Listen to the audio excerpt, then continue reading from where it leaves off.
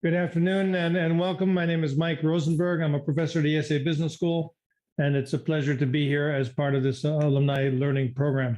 As you know, we're doing these programs. This one is live on LinkedIn Live and also live on YouTube. There is a chat feature and a Q&A feature there. So if you have questions, please feel free to use that.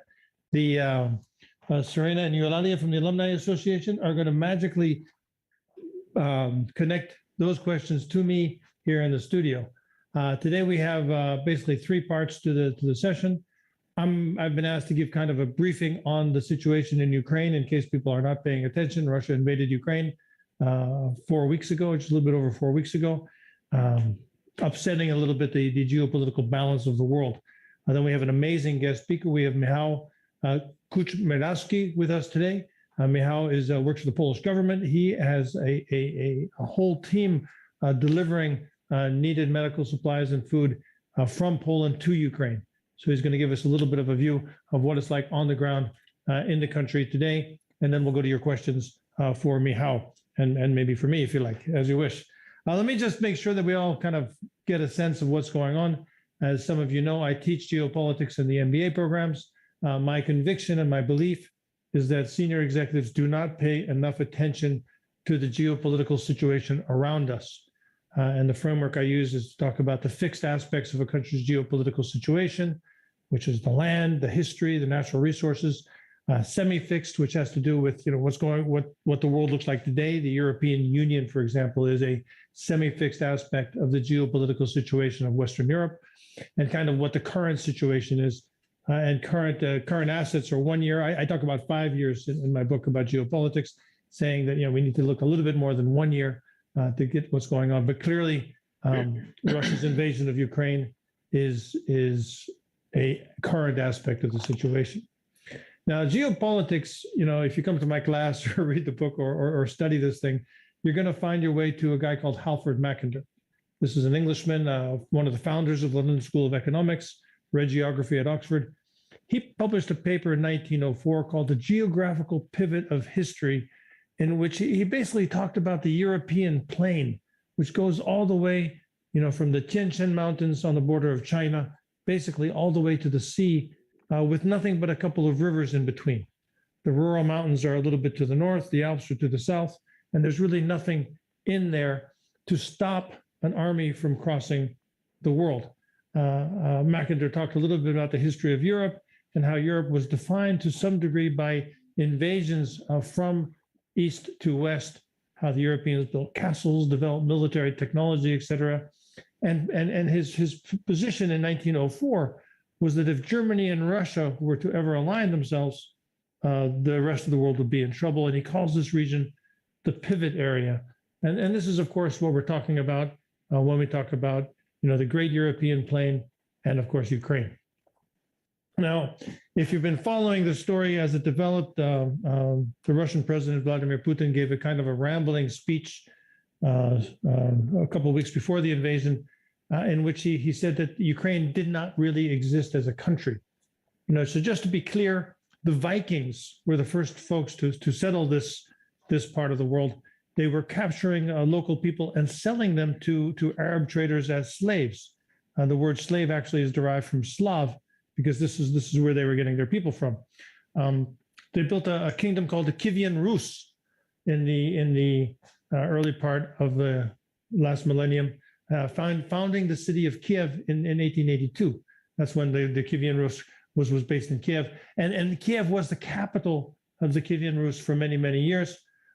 Eventually, in I think it was 1400, or 1240, an invading Mongol army destroyed Kiev, sieged Kiev, and destroyed it. And then eventually, the Duchy of Moscow became more ascendant in that part of the world, with Ivan Vasilievich, founding the Tsardom there. Michael Romanov, of course, the first of the Romanov dynasty, and Peter the Great, who really made Moscow his capital and expanded the borders of Russia, followed not directly, but a couple of czars later by Catherine II, who really defined the modern borders. And I'll talk a little bit about that in a minute. So this idea that Russia, that Ukraine was always Russia, well, maybe Russia was actually always Ukraine and we got to get into the history to see that. And a lot of what we're talking about in Ukraine and in other parts of the world are the result of the breakup of the former Soviet Union. Of course, Mikhail Gorbachev brought glasnost and perestroika, which meant transparency and restructuring to the Russian system or the Soviet system, which is kind of falling apart. And then as the Soviet Union collapsed, Boris Yeltsin said, hey, Russia for the Russians, and let's leave the other republics behind. That caused a whole chain reaction of activity, and even before that in Poland, in Hungary, in Estonia, Latvia, Lithuania, and of course in Ukraine. In Ukraine, the immediately after independence, call it the independence of Ukrainian politics wasn't as clear as it was after what they called the Orange Revolution, when the Ukrainian people said, hey, we really want to be in charge of our own destiny. The man who emerged from president, here in the picture, you can see him when he was a young, handsome politician. He was actually poisoned by Russian Secret Service with anthrax, which changed kind of his face. His prime minister, of course, ran against the other Viktor Yanukovych. She said that Yanukovych made electoral fraud. The Western powers said that the election was free and fair. Anyway, Yanukovych emerged as the president of Ukraine at a time when Ukraine was kind of deciding what to do between going east and west. Mrs. Tymoshenko did not win that election. He did. And then a few years later, there was the deal to sign an economic agreement with the West. But at the last minute, Yanukovych switched that deal and said no to that deal, seeking greater relationships with Russia. Now, Yanukovych was elected in large part to the Russian-speaking minority of Ukraine, but he promised stability, he promised better relationships with Russia, etc. The people that winter went nuts. This was 2014. They were protesting in the Maidan Square. I'm told that the protests were more about the collapse of the Ukrainian economy, the cold, the price of energy, and the apparent corruption of Yanukovych's government. The government's response was to open fire on the demonstrators, killing about 100 of them. I think they thought that would get everybody to go home. Just the opposite happened. The people rose up in even greater numbers. Yanukovych then fled to Moscow. And then Ukraine had a new president, an acting president, then new elections. And then finally, another election happened recently. Anyway, Mr. Putin calls that a coup against the government of Ukraine. The Ukrainian people feel that they got rid of a tyrant and a corrupt one at that. And it seems when they came into Viktor Yanukovych's palace, in the presidential palace, they found enormous evidence of massive corruption. Anyway, that's part of the story. The other part of the story is if we look at the expansion of the European Union and the expansion of the North Atlantic Treaty Organization, you can see very clearly that there is a link between membership in the EU and membership in NATO. Sometimes a country joins NATO first and then eventually joins the EU, and sometimes it happens the other way around. But you can see that there's a very clear relationship between those two bodies. One is which is economic, and the other which is a military alliance, which was built after the Second World War. Just to understand how all of this plays out, in space, and I'm only going to be another 5 or 6 minutes with this introduction, but this is a map of Europe, if you will. And if you go back to the time of Peter the Great, when he built St. Petersburg, more or less, you could say this was the line separating East and West. Under Peter the Great and Catherine the Great, 3 czars later, that line moved all the way to the border of Poland in the north and the borders of what was the Ottoman Empire in the south. Now, of course, after World War II, that border moved to the middle of Germany, more or less on the Elbe River. Yeah, this was as a result of the Russian armies and the Allied armies meeting more or less in the middle of Germany. And what happened next was what Winston Churchill called an Iron Curtain fell across Europe, with a bunch of countries ending up in the Soviet orbit and a bunch of countries more or less staying with the West. The response of the West, and this is American military planners to some degree, was to create the North Atlantic Treaty Organization to contain Soviet expansion. Greece and Turkey were members at the beginning, as was Western Germany and the rest of Western Europe, Spain and Portugal joining, of course, later. Yeah. But the idea was to contain the Soviet Union as if it was some kind of thing that's spreading across the map. Yeah. Now, it seems that when Germany became Germany again and reunited the east and west parts of Germany in 1989, the American Foreign Minister or Secretary of State, Mr. Howard Baker, promised his Soviet counterpart that NATO would not expand further, that it would not go one more inch eastward. But that was then over the next few years, first the Czech Republic, Poland, and Hungary joined the alliance. And then later, Slovakia, Slovenia, Estonia, Latvia, and Lithuania joined NATO, moving the border, if you want to call it that, much, much closer to Russia. Now, I'm not trying to say that an invasion, the murder of many innocent people, and what we've heard lately from this town called Bucha, just outside of Kiev, is astonishing and horrible. None of this is to justify that. It's just to explain how things might be understood by Mr. Putin. Ukraine, of course, signed a cooperation agreement with the European Union in 2017 and looked like they would eventually apply for NATO membership. Should Kiev join NATO, that would put the border back to where it was about the time of Peter the Great. The difference being Belarus, which is clearly in the Russian camp these days. Yeah. The response in 2014 was to occupy Crimea. Now, Crimea is a whole nother story. Crimea is, you've probably heard about the Crimean War in 1853. This was, Russia was moving its soldiers to Moldova and to other provinces in the Ottoman Empire. England and France wanted to convince Russia not to do that. The Russians were going in defense of the Russian-speaking minority in those provinces. England and France invaded Crimea to convince the Russians to leave. Crimea had been is more or less a Russian province, but in 1954, a Russian premier, Mr. Khrushchev, gave it to Ukraine. Khrushchev was the Russian party boss in Ukraine immediately after the revolution, and you know he lived through the collectivization of Ukrainian agriculture, a lot of terrible things. It was a terrible time for Ukraine. When he became premier, he wanted to give something back to the Ukrainian people, so he gave them Crimea. So it's been part of Ukraine for 70 years. Now, until 20,000 Russian special forces appeared magically in the province, you know, with no insignias, and then all of a sudden forced a referendum with 20,000, you know, Spetsnaz soldiers in the country. The Crimean people voted more or less to become associated with Russia. Most of the world thinks that was illegal, illegitimate, and completely unacceptable. Anyway, this started the first round of sanctions, et cetera, and started the current situation. The other thing to understand about all this is the pipelines.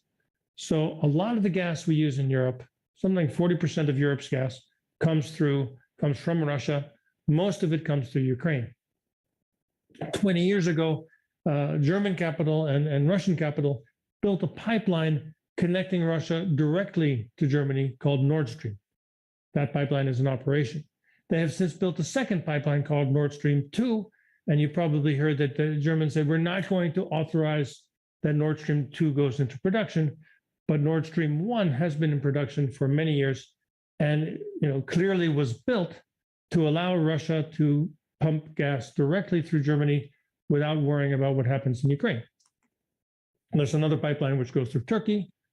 And Russia also has pipelines going to China. By an accident of coincidence, I happened to be in Kazakhstan 3 or 4 months ago and had lunch with the gentleman who's responsible for the pipeline which goes through Kazakhstan, pumping oil to China. And there's another pipeline connecting gas. Those pipelines have not been at capacity, at least not to now. Now, before the invasion, of course, Mr. Putin called Mr. Xi, the Prime Minister of China. I don't know what they talked about, but there is speculation that he was looking for Chinese acceptance, if you will, of the invasion, and that perhaps Mr. Xi said, well, if one day I decide to invade Taiwan, I'll expect you to give me the same kind of support that or the same lack of condemnation that I'm doing now. So we don't know what the story is about that phone call, but clearly it did happen. Now, the other thing that happened is months before the invasion, Western intelligence, American intelligence, knew that the Russians were planning an invasion, and they actually had the battle plans in their hands. So one thing the American government did, Tony Blinken, the Secretary of State, is they spent a lot of time talking to European governments before the invasion, saying, "Hey, we think they're going to invade, and if they do, we all want to work together to try to fix this." And one of the reasons we have such amazing unity from the West is because this was something that everybody was watching happen. Another thing that happened in this whole run-up is the Americans took the unprecedented idea of publishing the intelligence. So if you remember, this is from a newspaper just a few days before the invasion, and you can see where the Russian soldiers were because they published the maps, which is amazing. Now, the military strength of Russia is more or less 10 times that of the Ukrainian military. They have 6 times more tanks, 8 times more planes, 10 times more ships, and spend an awful lot more money. Yeah. So this is kind of the story before the invasion, as you looked at what was going on, and then the other part of the story is Mr. Zelensky, who is an actor who had the hit TV show in Ukraine about a nice man who's kind of funny who becomes president of Ukraine and ride his bicycle to work and such. He was frustrated, and some people around him, with the type of politicians who seem to always be running Ukrainian politics, always very wealthy, always very well connected, whether they're European leaning or Russian leaning. Yeah, he said, no, I think we need a government for the people. So he decided to run for president and won 74% of the vote, which is amazing. And then I don't know about the rest of you, but he was speaking to the Spanish parliament today. When he spoke to the English parliament or the American Congress, this guy is a superhero. This guy is amazing. And we teach leadership at IESE Business School. And if you want to know what leadership looks like, watch Mr. Zelensky. I think he's amazing. Anyway, the impact of all this has been that the West has placed enormous sanctions on Russia. Reuters actually publishes a list of the sanctions. If you want a good list, go to Reuters.com. They have an updated list of all the sanctions, which are unprecedented in the world. The ruble has hit an all-time low. But even while that's going on, the gas pipelines are full. Even the gas pipelines which run through Ukraine are still in operation, most of them. But Nord Stream is absolutely at capacity. So today in the European Parliament, they're talking about curbing or sanctioning energy exports, but they're talking about coal and oil. And so far, the idea of turning off the Russian gas is no one is really talking about that. So every day that this war is going on, there's Russian gas coming down the pipelines and Western money going back to the few banks which are not under sanction. Where does this all go? And I'll just finish this in a minute. So this is a map of Ukraine. This, of course, is Crimea, which Russia wants to keep. There are these 2 little provinces, Donetsk and Luhansk, which at the time of Crimea, there was an idea that the Donbass, this region of Ukraine, could also rise up and also ask for association with Russia. One of the things that Mr. Putin did just the day before the invasion was to recognize these 2 so-called republics. This is, most people would say, Ukrainian territory. The Russians have pounded the city of Mariupol. And you can kind of see geographically, it's a play to kind of control this part of Ukraine, completely control the Sea of Azov, and perhaps get some strategic depth, at least in the Donbass and Crimea. If you think ahead, what somebody might try to do is divide Ukraine in half, which I don't think would be acceptable to the Ukrainian people, certainly not President Zelensky, and certainly not to the residents of Kharkiv, which is the country's second city, which is all the way on the side of the Russian border. Now, geopolitical analysis might take you to this kind of discussion about the Donbass, et cetera, but the problem is we just don't know what's in Mr. Putin's head. This is an image that he published of a cabinet meeting, and you can see where he's sitting because it seems he's very worried about COVID. He's worried about his health. He's worried about the future. Julia Yoffe's an American Russian journalist. I think her family's Russian. She speaks perfect Russian. She made a portrait of Putin a couple of years ago. She thinks that he might be worried about turning 70 in the fall, worried about re-election, and then he might have lost touch with reality. But we don't know. We just don't know what's in this guy's head. And it seems he has absolute control of the Russian state. I think there's a fantasy in the West that he would be relieved, sent to hospital, and somebody more normal would emerge as the new ruler, but it's not clear who that could be. It seems that he's surrounded himself with what they call the Siloviki, the tough guys who only know the military solution, and that the oligarchs and the, if you want, more liberal and more economic-leaning advisors are nowhere to be seen. So it's a very, very difficult situation. Anyway, that's Mike's briefing. With that, let me introduce our guest for today. This is Michal Kuczmierowski. Mihal is the president of the Agency for Strategic Reserves of Poland. So he's a member of the Polish government. He is originally a finance guy. He worked for Santander in Poland and the Bank of Polski. Joined this company, which I will not try to pronounce, Mihal, which is a defense contractor in Poland. He's got a philosophy degree from Poland, an EMBA from the Institute of Economics at the Polish Academy of Sciences. And we know him well because he did the advanced management program here at IESE Business School. Mihal, thank you so much for coming and welcome to the broadcast.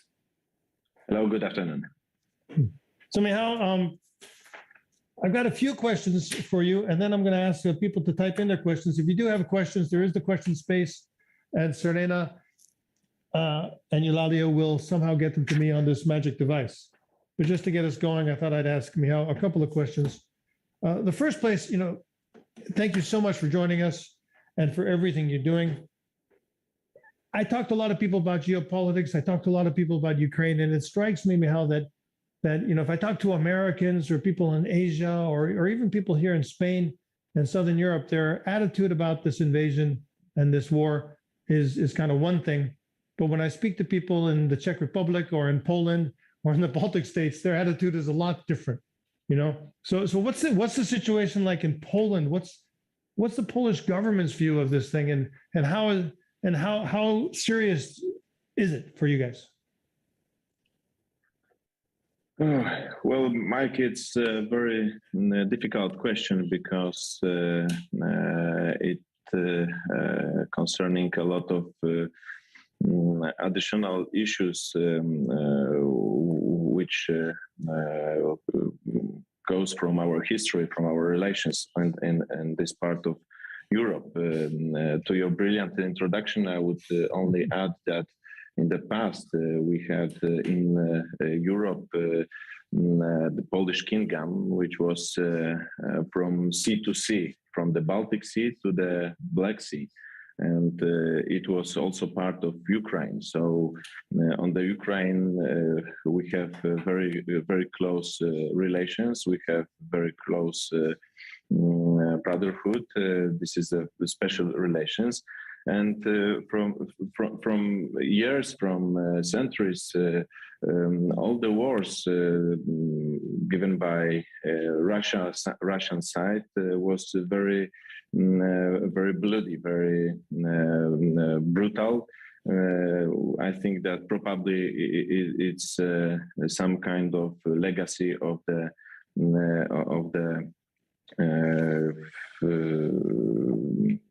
history from the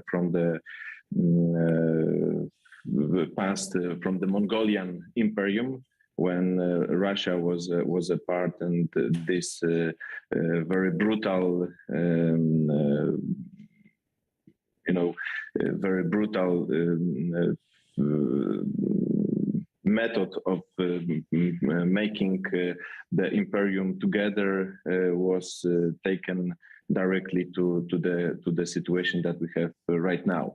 And as a Poland, we were also very brutally invaded by the Russians at the beginning of the Second World War. Our officers, our military teams were taken as prisoners and brutally killed by Soviets, and executed, violating all kinds of Geneva conventions. Exactly, and it was many times after during the Second World War or so. After Second World War, we had Red Terror on our country. So a lot of people fighting against Germans, against Russians were executed, were killed, and Mihal, I also got a sense of the history once I had the honor of interviewing Lech Walesa here in Barcelona at IESE, and your former president, is very articulate about how when solidarity was going on, there were 1 million Russian soldiers in Poland. And how to push that forward and get them to leave. Thank you very much. And he talked a little bit about that experience. So Poland has a very, very clear history with Russia. And it's not very far. So when today we have a huge crisis on the aggression, the Russian aggression on Ukraine. On Ukrainians, it's natural for us that we engage and that we are supporting Ukraine, that we are giving them help, and we are welcoming Ukrainian people in our homes. So we are together, but we have also remembered that this is one of the first conflicts that we have in Europe that is not take part on the Polish territory. So for us, it's also some kind of dedication that we have to support our neighbors, and we have to try to win this conflict with them, because the next step for Russians that will be probably Baltic countries and Poland. So it's serious. It's serious idea. It's serious problem for us. So this is one of the reasons why we are engaging so much. And maybe you could explain to me what is it that your agency is doing? I know you've been all over Ukraine, because as we've been talking about preparing this, Mihal is in this city today, then he's in this city, then he's over here. What is it? What in fact is it that you guys are delivering supplies all over the country? You have trucks. How many trucks? I don't know. Don't tell us anything that's secret but just give a sense of what is the scale of the operation. So the governmental strategic agency is dedicated for the crisis management, for the special situations. 2 years ago, we started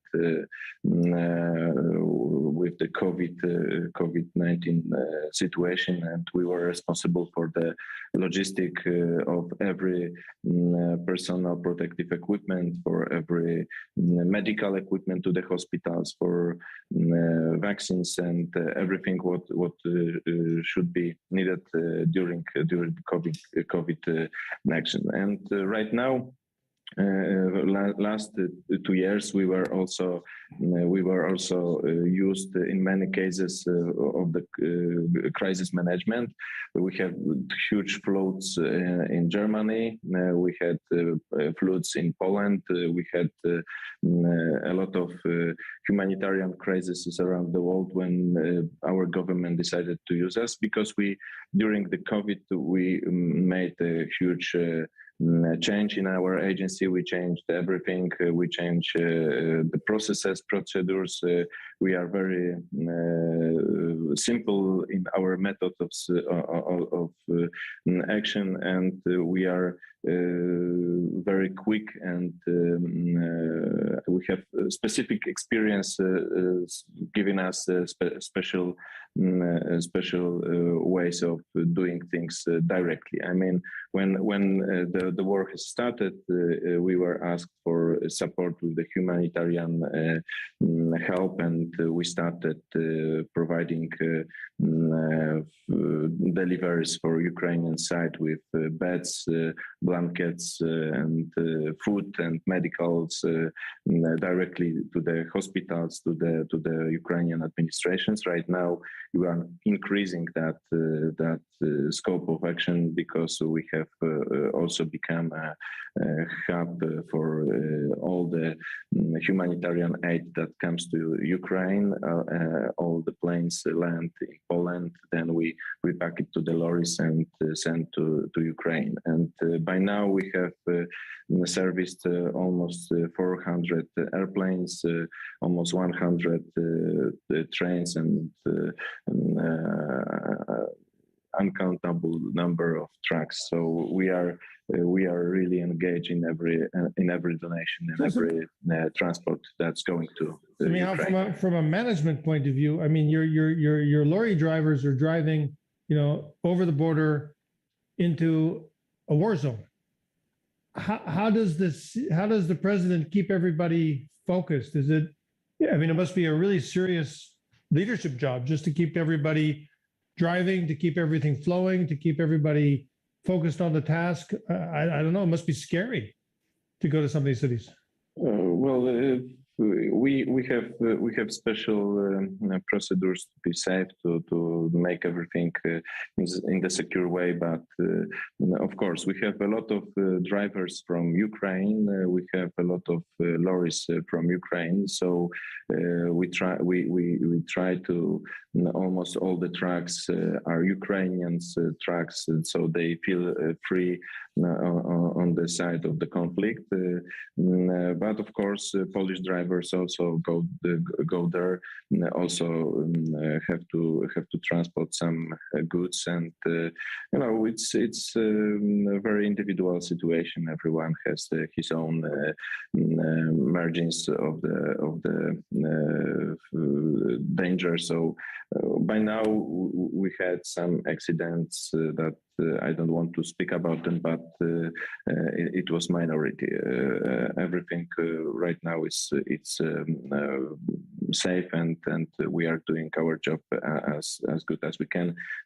Every transport goes to the places that they have to go. But of course, there is also some area that probably we cannot do everything, because in some cases, our Ukrainian partners who coordinates the logistic part on the Ukraine, they decide sometimes to change the routes, to change the destination city, to avoid problems, to avoid attacks, and sometimes the routes are changing. So right now we focus on the quick delivery, on the quick transportation. In Poland, we also keep the help that's coming to Ukraine. We have priorities given by the Ukrainian government, so we also separately send food and medicals, and some things like clothes, which are not the main priority. We leave for the next transport. So we focus right now on the medicals and on the food. Now, as I said in my kind of opening remarks, I personally have just been amazed by the bravery and the tenacity of the Ukrainian people, by its soldiers and its army, and of course by President Zelensky. What do you see when you're talking to government officials? You're in touch with people in the country. You're in Ukraine. How do you see the Ukrainian government or its people? What do you see as you talk to these folks? Well, you're right. It's an exceptional situation I hope that every nation would fight for their country as Ukrainians do. I think that it could be some kind of problem in Europe right now with that.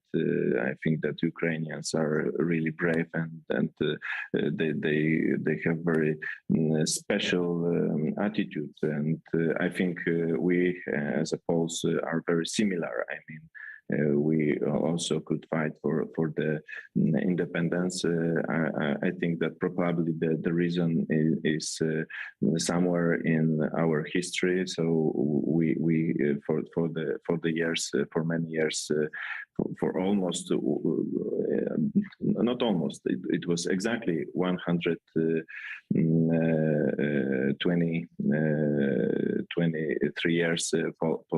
Poland was not on the maps of Europe. We were part of we were divided among Germans and Russia. So we love our independence. We love freedom, and we will fight for that.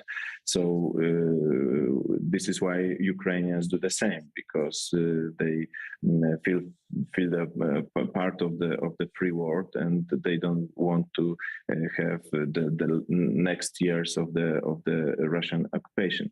So when we speak with Ukrainians, this is for them very natural. They are dedicated. They are engaged. They are fighting for their freedom.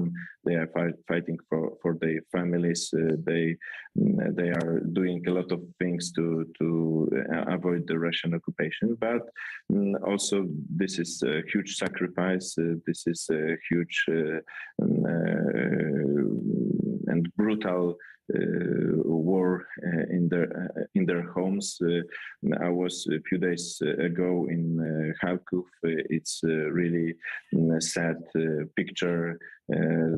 Bombed and destroyed civilian buildings. People, without the flats, they need for the support. Some of the young people had to leave Ukraine, and they had to leave their parents who had problems with transportation, and it was not there was no possibility to transport them by car. So they are returning right now, and they are giving them support. But this is a huge dramatic situation, and I hope no one will be in the situation that Ukrainians are. Yeah, thank you. For my last question, Miguel, could you put up the last slide in my slide deck? Because lots of people are trying to do what they can to whoops, was there a minute ago? Yeah, perfect. And I just want to go one more. So a lot of people are trying to do what they can. Can I advance the slide, Miguel? Can you go to the next slide? Yes. So a lot of people are doing what they can. I mean, this is just a screenshot from IESE's webpage, where we have a number of our students doing things here on campus. There's a point for collection of food for Ukraine. Many people have Ukrainian families in their home, also here in Spain and other places. We have one group of our global executive MBAs who are using something called the Medical Foundation of Moldova, are bringing hospital supplies to Ukraine. And you can see all this on the www.iese.edu website. You can see kind of what different people are doing. And if more people are doing more things which we don't know about, I suggest you ask send this to our alumni people so they can post it up on the wall. But my question to you, Mihal, is, what should normal people do? We can invite a family to stay with us. We can give money to the Ukrainian Red Cross. Should we jump in our car and go to the border? I'm told that that's a bad idea. I have two MBA students who told me they weren't coming to class next week because they're going to go volunteer at a refugee camp on the Polish border. What would you recommend as someone who's in the middle of this thing, that average people who care, who want to help, what should they do? And you can stop sharing the slide now, Mihal. In Ukraine, I have met a lot of people. Some of them I knew from my previous job that has decided to join to Ukrainian army to fight against Russians. So it's not unusual situation. People join this war against Russians. But of course, I don't recommend that for everyone. What I recommend it's not to be indifferent, not to be inert in that situation.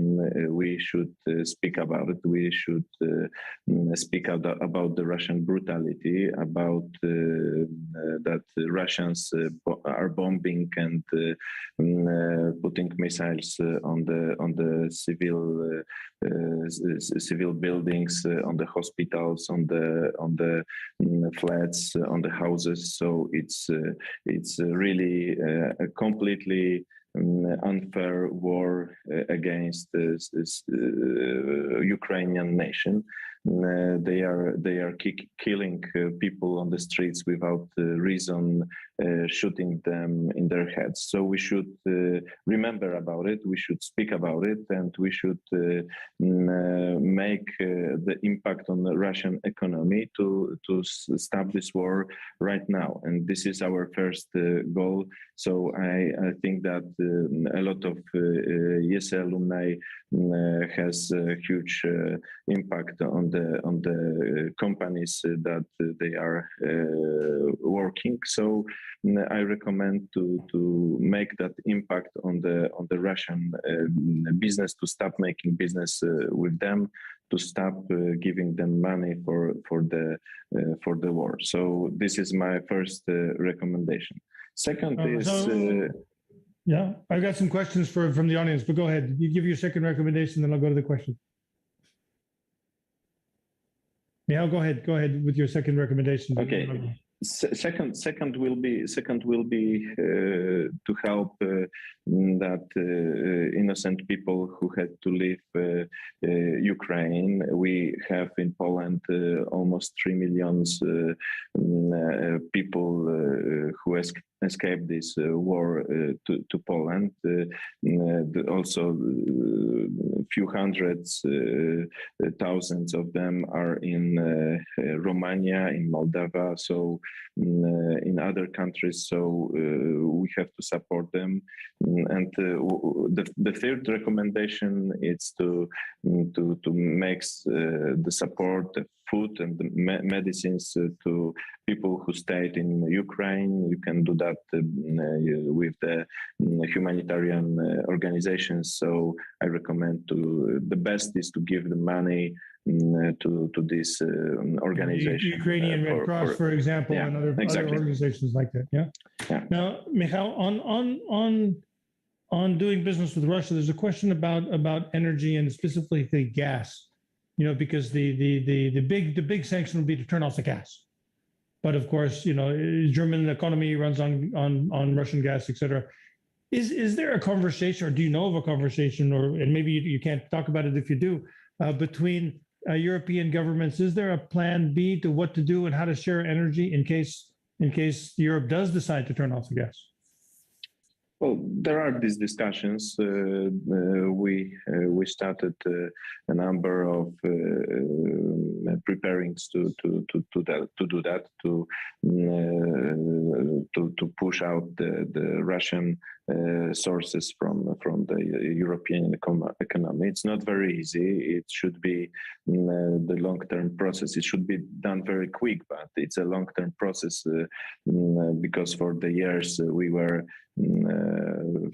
dependent on that sources from Russia. But we have to be very determined. We should start right now, and we should go there together, not as a single countries, but we should go together as a countries, as a European countries and the European structures. I mean, even we had the international court because of the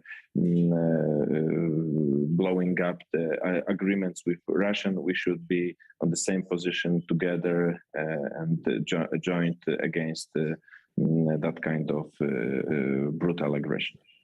Mihal, there's a couple of questions about how long this conflict might go on. How long will this aggression go on? There is a peace talks going on in Turkey. You know, one of the questions is about refugees. How long will they stay with us? And this gets kind of personal because when you have people staying in your house, but I guess most Ukrainians want to go home as soon as it's safe to go home.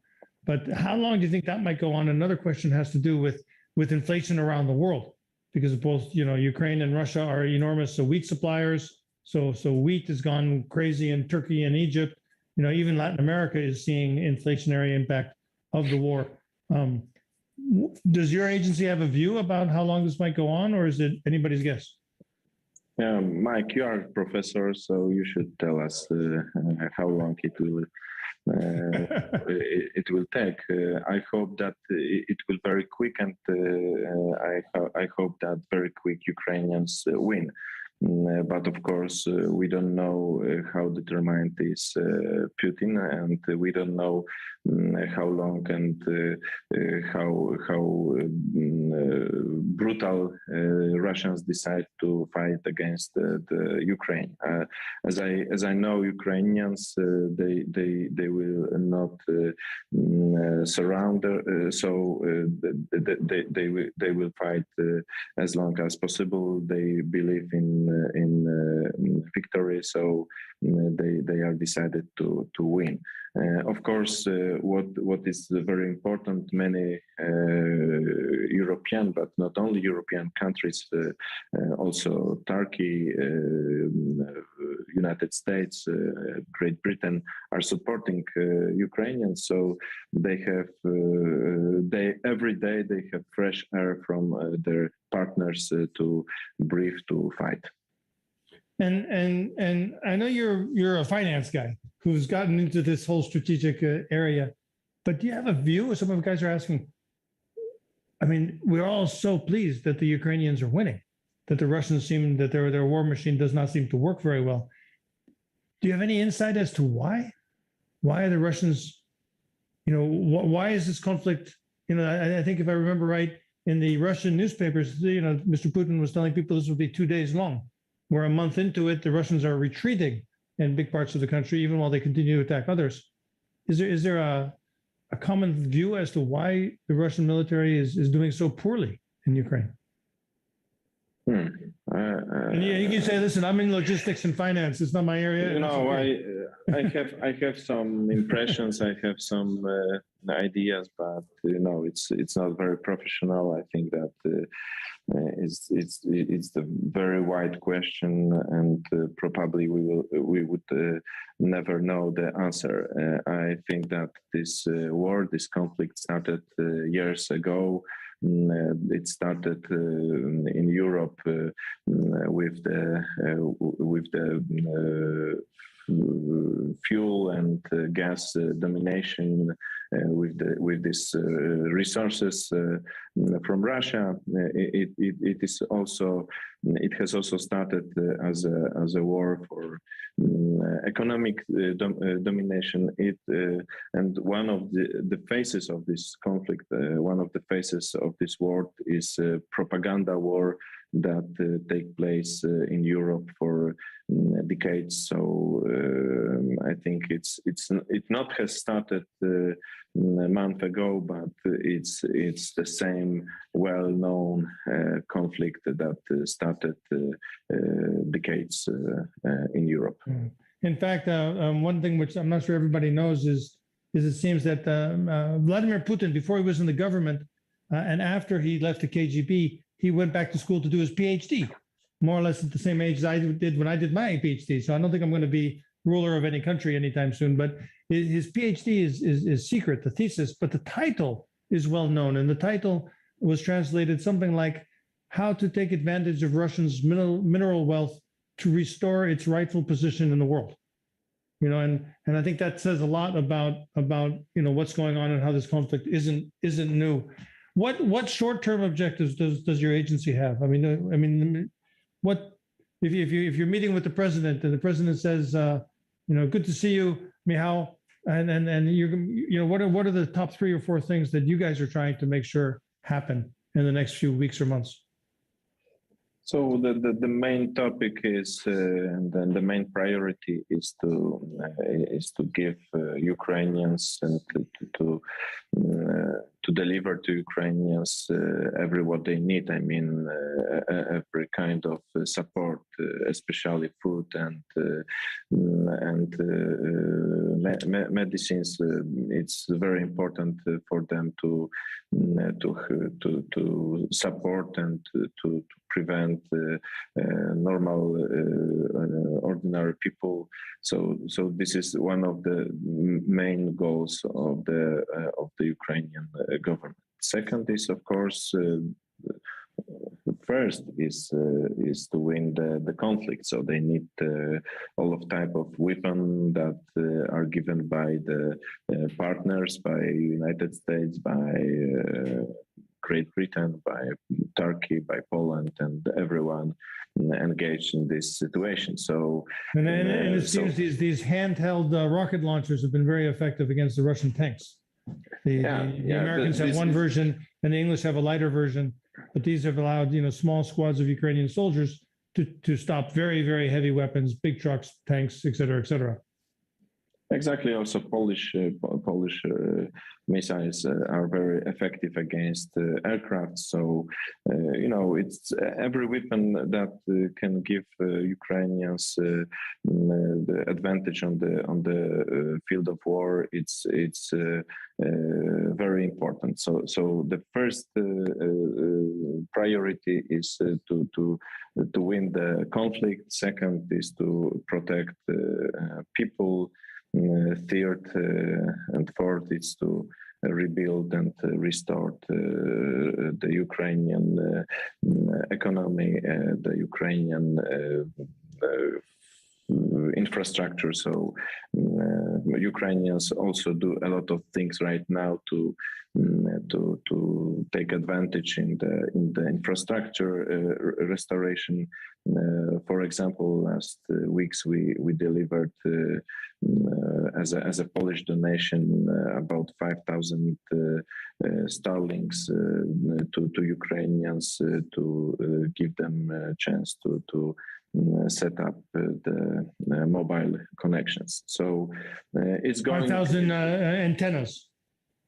Yes, Starlink. Starlink antennas. Yeah. So they have prepared the umbrella for the mobile connections using the Elon Musk products. So we are going very quick forward, and we are trying to also give them a possibility to be very flexible in this situation to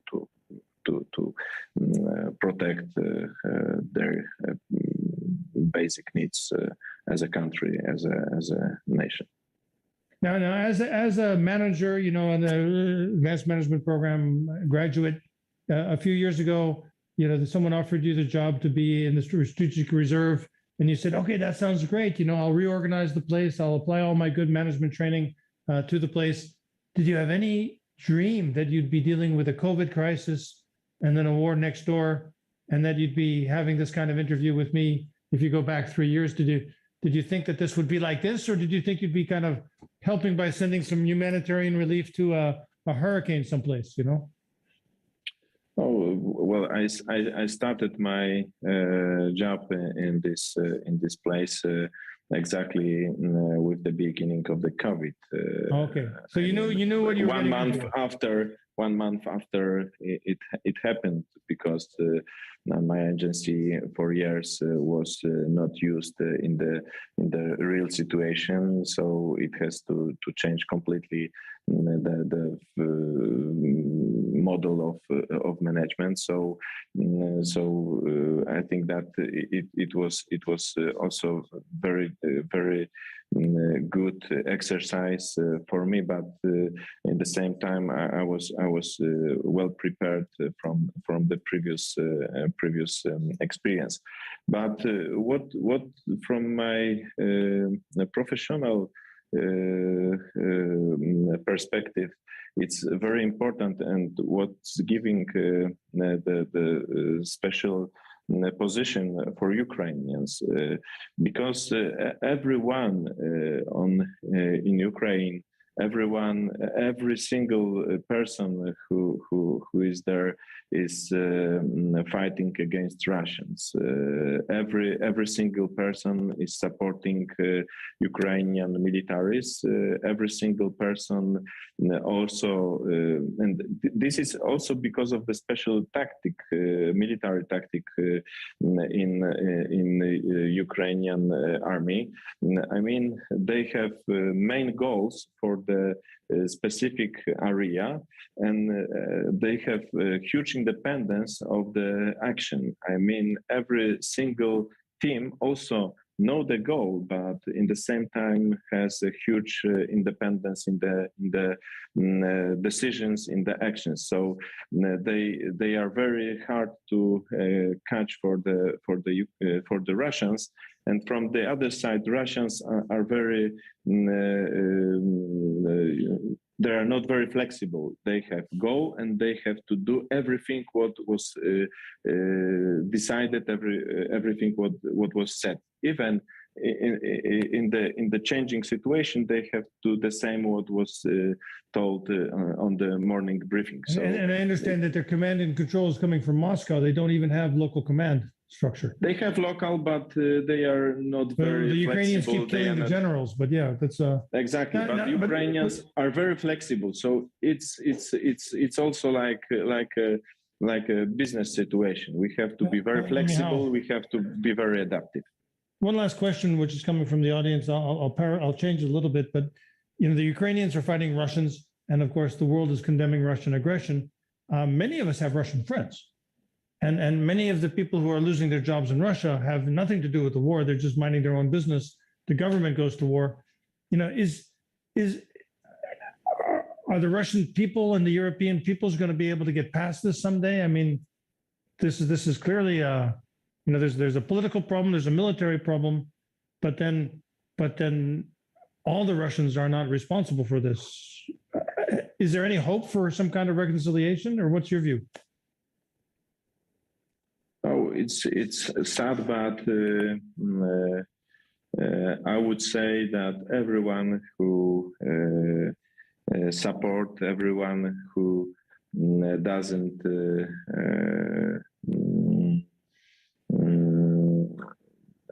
stop that situation is engaged, and everyone is responsible. I mean, we have to really understand that the situation start on our nearest area. So we have to, if you don't support Putin's actions, if you don't support that conflict, say that, engage on the other side.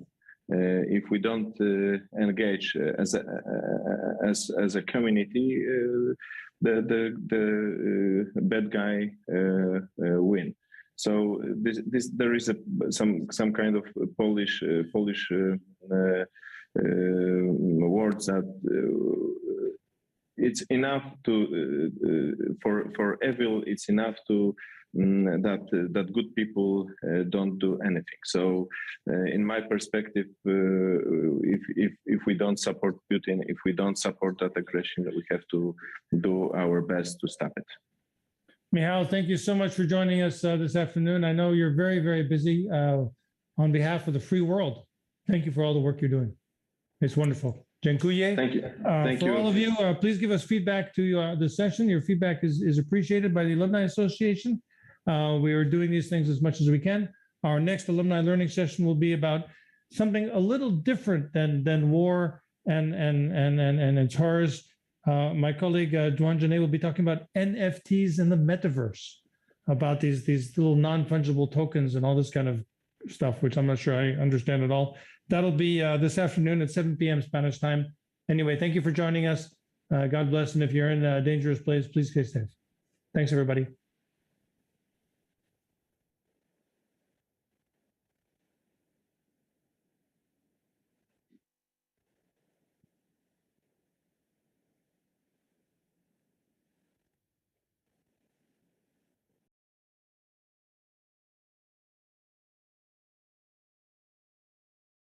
you.